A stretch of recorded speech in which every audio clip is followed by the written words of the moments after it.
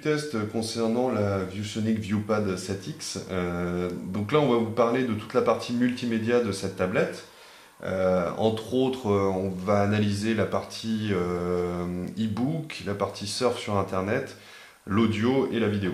Donc, au préalable, on a installé via la carte micro SD, on a installé plusieurs vidéos pour vous faire voir. Donc, on va commencer tout simplement. Alors, un truc qui est pas mal fait, c'est là vous avez une touche d'accès rapide pour le navigateur. Donc vous appuyez là-dessus et vous tombez directement donc sur le disque dur de la tablette ou l'external SD card, donc la carte SD qu'on a mis à l'intérieur, enfin la micro SD qu'on a mis à l'intérieur. Si vous cliquez là-dessus, vous avez accès directement à toutes les infos qui sont dans la carte. Alors je vais vous faire voir la partie, donc là toute la partie vidéo. Alors, je ne sais pas si là ça a marché directement. Non, là ça ne marche pas. Parce que, comme toutes les tablettes Android 3, on est obligé d'installer un lecteur auparavant, ainsi que les codecs, pour pouvoir lire les vidéos du type AVI ou Xvid. Donc, pour ça, nous on a installé MX Video Player qui fait vraiment bien son boulot. Donc là, vous voyez, il détecte tout de suite que là, il y a une vidéo. Et je vous fais voir, donc c'est un documentaire que j'affectionne particulièrement.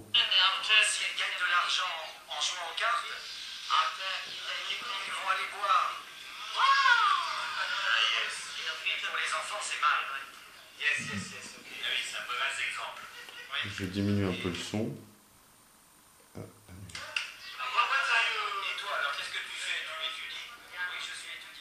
Alors, ce qui est bien, c'est que la qualité de l'image est vraiment très bonne. On peut regarder sur n'importe quel angle, on a une très très bonne vue de la vidéo. Le son est aussi assez remarquable pour une tablette de cette taille-là. Surtout si on compare avec la HTC Flyer qui a une qualité de son assez médiocre. Et là vous voyez, on peut avancer, donc il n'y a pas de souci. J'avance encore.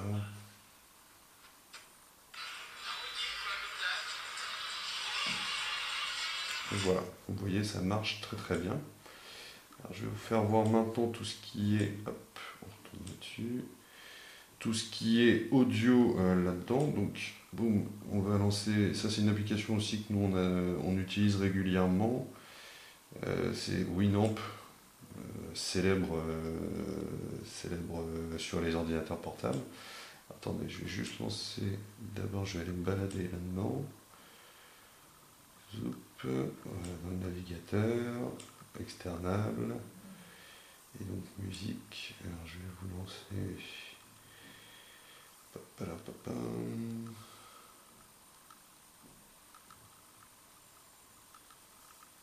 Alors, par exemple, quelque chose qui donne pas trop mal. On va essayer ça par exemple.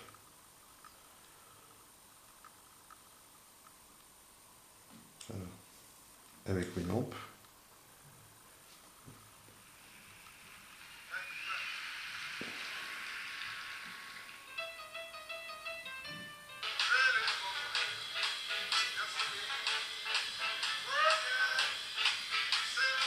Je vais essayer de vous l'approcher pour entendre un peu.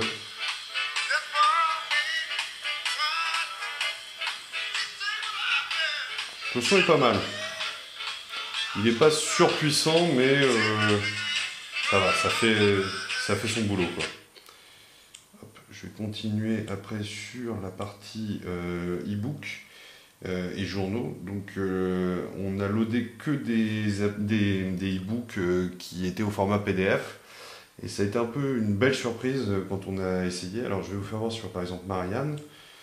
Donc ça se lit avec PDF2Go, enfin la suite logicielle qu'on retrouve. Ce qu'il y a de bien, donc évidemment on le met comme ça. Et moi j'ai trouvé que comparé à d'autres tablettes qu'on a pu tester, le PDF s'affiche rapidement. Le zoom marche bien. Vous voyez, c'est assez facile de naviguer dedans, ça lag vraiment quasiment pas.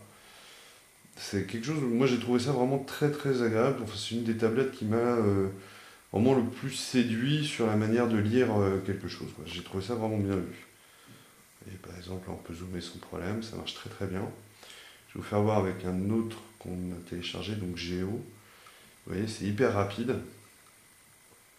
pareil, hein, on continue comme ça. Vous pouvez faire défiler comme ceci. Donc si vous êtes intéressé par un article, vous avez juste à zoomer comme ça, et voilà, ça se met automatiquement en bon format. C'est vraiment bien vu, quoi. On n'a pas essayé encore avec le Kindle, enfin avec l'application Kindle, mais pour le coup, c'est vraiment très plaisant. Donc, voilà pour la partie plus multimédia. Et dernière chose qu'on voulait vous faire voir également, c'était le surf sur le web. Donc, hop là, on va revenir en arrière et on va donc surfer avec le navigateur par défaut qui est sur les machines Android Honeycomb. On va le lancer comme ceci. Et donc, on va faire une recherche. Et donc là, ouais, il y a un truc que j'avais oublié de vous montrer également, c'est la partie clavier qui est vraiment bien faite pour le coup. C'est-à-dire que vous avez beaucoup d'options sur ce genre de clavier. Donc par exemple, si vous appuyez là, vous avez directement des touches de raccourci pour les points com, les choses comme ça. Vous avez également les émoticônes ici que vous retrouvez là. Voilà. Les chiffres ici, et puis tout ce qui est exclamation, ce genre de choses qui se retrouvent là. Donc si je reclique là, donc imaginons I love tablette. Ouais, si ça marche pas.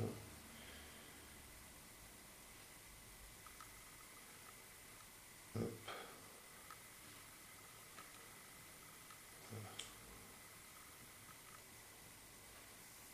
Voilà. Et on a été aussi assez séduit par la rapidité, parce que ça s'affiche très rapidement. Bon, alors ça c'est notre version mobile, mais je vais le transformer, je vais le remettre au format classique. Et moi je trouve que l'affichage est vraiment rapide. Il n'y a pas de lag comparé à d'autres tablettes. Ça me paraît beaucoup plus fluide. Vous voyez, donc on peut zoomer pareil. Ça pose pas de soucis. Si vous voulez aller dans un article, bon, vous allez là-dessus. L'affichage, moi je trouve que c'est relativement rapide. Voilà,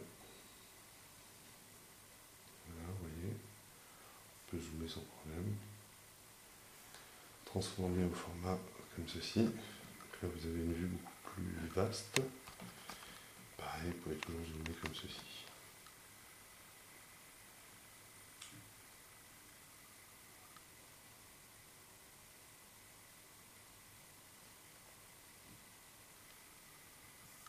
Alors, je vais peut-être essayer un autre site pour vous faire voir un petit peu.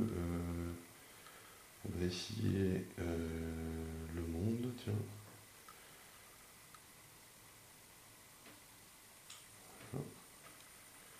On reste sur le navigateur classique d'Android. Hop, je vais le retourner comme ceci. Ouais, par contre, le problème du Monde, c'est que ça se met toujours en format mobile. Le seul souci, là, imaginons, on va sur un article. Pareil, ça s'affiche vraiment très rapidement. Voilà, si je le mets comme ceci, voilà, là, ça est un petit peu plus agréable à lire.